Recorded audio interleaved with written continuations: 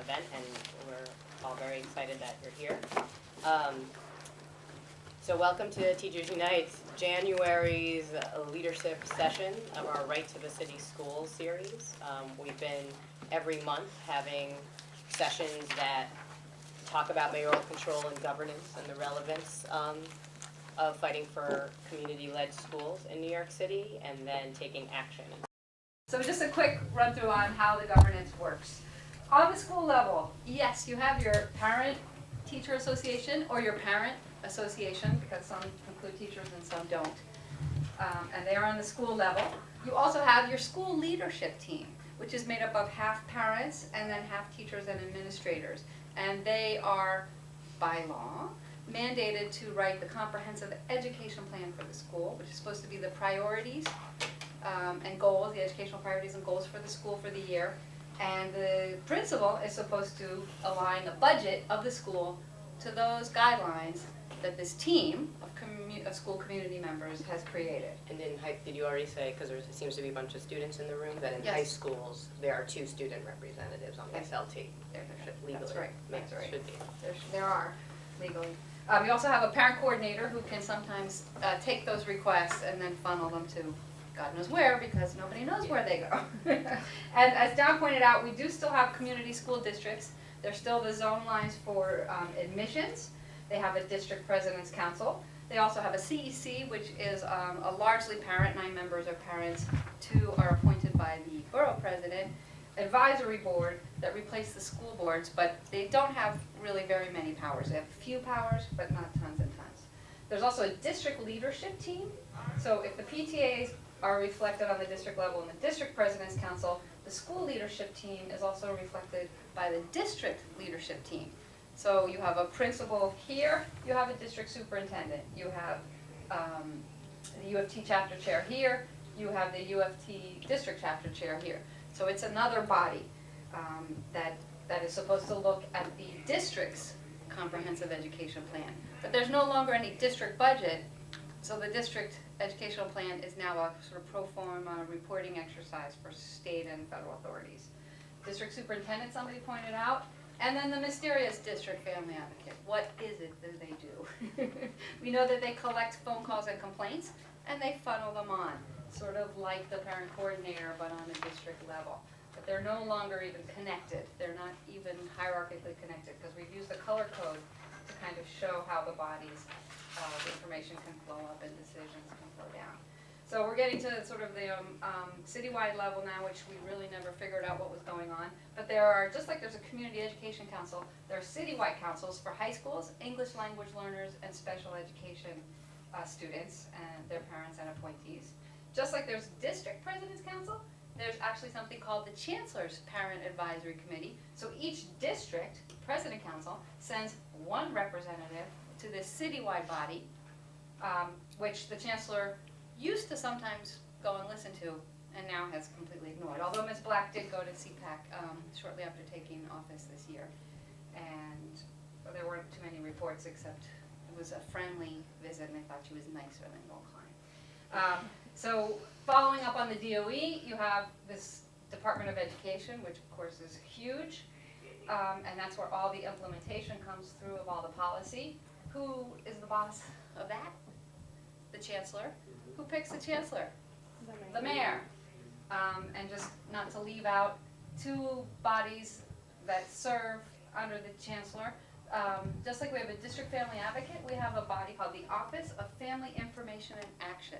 They've changed their names quite a bit, but they're the citywide parent support network, and they've been really absent. Well, the panel on education policy, the majority of members are appointed by the mayor, and they're the ones who vote on all of the policies. Because the mayor appoints the majority and the borough presidents appoint the 5 remaining, so 8 from the mayor, 5 from the borough president, it's pretty much 10-0, sometimes 2, the borough president from Manhattan and the borough president rep from the Bronx, who are good personal friends of mine, sometimes vote either abstaining or voting against, but otherwise it's a pure rubber stamp. So to answer our questions, if you wanted to do something about class size, I think you'd have to convince the Chancellor, or maybe the Mayor to convince the Chancellor. to do anything about our educational priorities in the city. So really the point of this is to explain that under Merrill control, there really are no shared levers of power. The ideal world that this governance structure created is there's no pushback. There's no changing the program.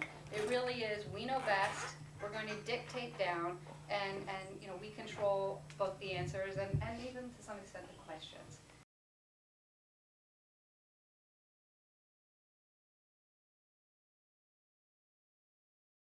There was a chancellor regulation that was passed last year called Regulation A12, which basically came down banning the sale of home-cooked foods in our schools while permitting highly processed foods.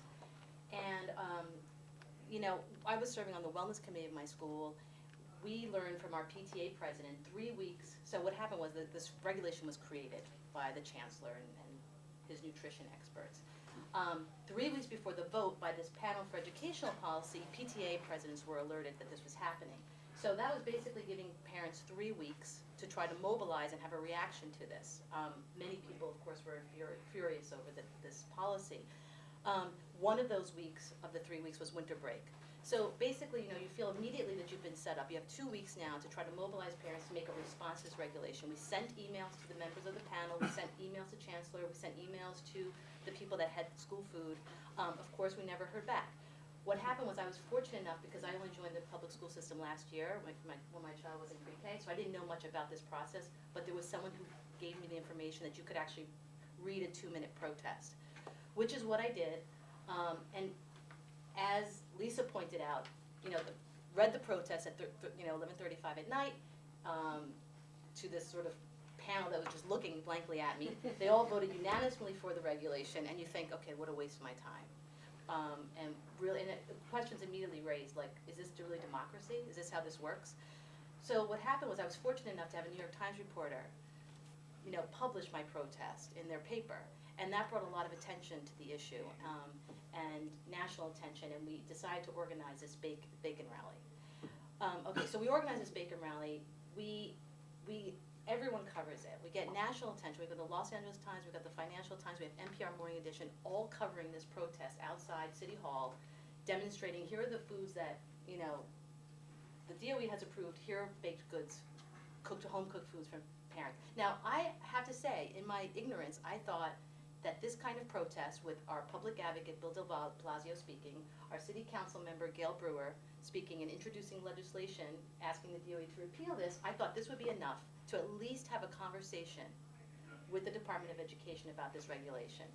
Well, lo and behold, I discovered that we were maybe close to them coming to the table, but it wasn't good enough. They felt like they could ride out the bad publicity and not have to actually engage with parents and teachers and anyone else on this issue. All right, so then we said we didn't even stop there. We continued to now work with community boards. So we go to every community board meeting, we go to the president council's meeting, we try to gain more schools, we try to build up a huge grassroots movement around this. We had all the community boards in Manhattan pass a resolution with the support of our Manhattan Borough President Scott Stringer, asking the DOE to repeal this regulation. We had a community board in Brooklyn do the same thing. Councilmember Gail Brewer has it in their committee, and lo and behold, we're stuck at the committee level. Then not even getting the support of every single community board and our Manhattan Community Board president, none of that has been enough yet to get the Department of Education to sit at the table with parents. It hasn't been enough to get just a conversation going. So I have to say, I've come out of this experience thinking we have no democracy whatsoever in our school system. There is no democracy. There is nothing more that I could have done as a parent to organize around this issue. And the community as a whole does not want this regulation. And it doesn't matter because the mayor and chancellor have decided that they know best with regards to this issue. And that's it. And that's been our experience. It's been extremely disheartening. One of the campaigns I remember organizing for was the Success Center campaign, in which the whole idea around that is that with the schools that we organized, we realized that a lot of the resources in the schools are scattered, or they had no resources at all. For instance, like textbooks, updated textbooks, or computers, right, or updated technology in the computer software.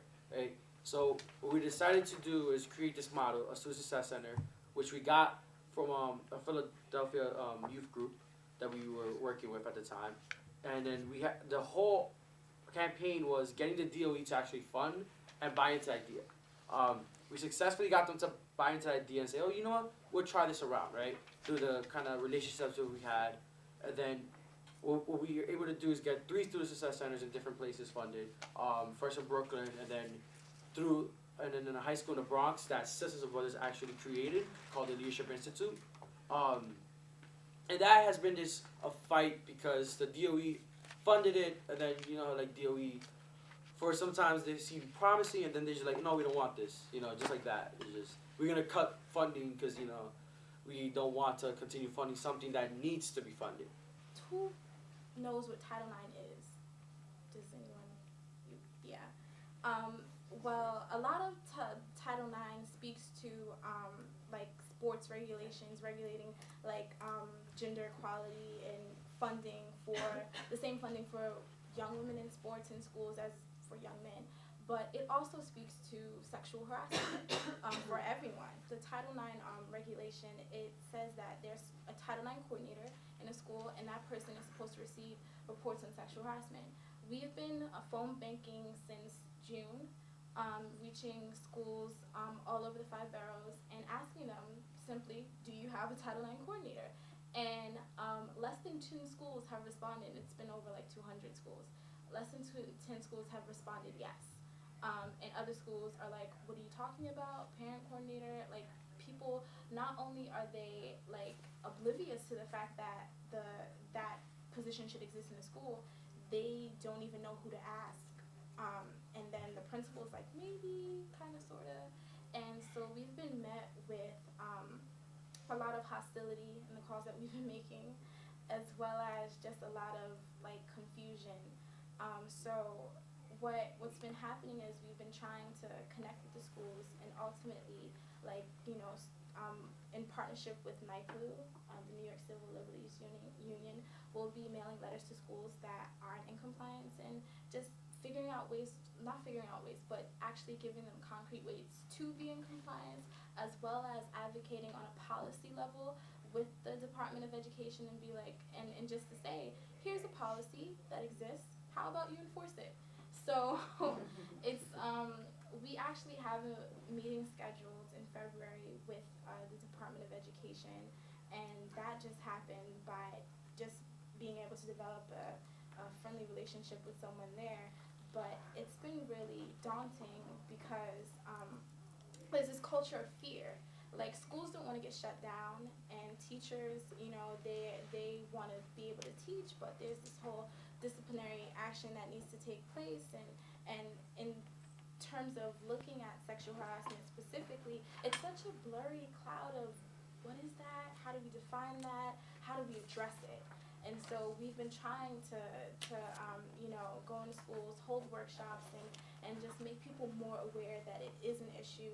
One of the real problems with male control, and I don't know if you found this in other areas, is it's because education is a state-run agency. Male control treats public education in New York City like a city agency, but it's still run by the state. And so they've created this wonderful bureaucratic no man's land. So when it's convenient, they say, oh, we've got male control, we're doing it in New York. We're not subject to the laws of New York State education. But when you try to put pressure through your city council, suddenly, guess what? We're a state agency. City council has no business here. So a number of us have tried to work to get laws changed and have hearings in the city council. A lot of us spend a lot of time doing that, but it doesn't ever translate. I think that it's really important for people to identify with the issues that exist on each level. Like, on the school level, the community level, like, how do you just have people that are so disconnected from the personal struggles of the people in the community? It's just like, if you don't understand, if you don't get it, how do you expect to truly, help alleviate the situation? And I feel like at a base, people just need to be able to identify and understand and connect. And I feel like there's such a huge disconnect, and it's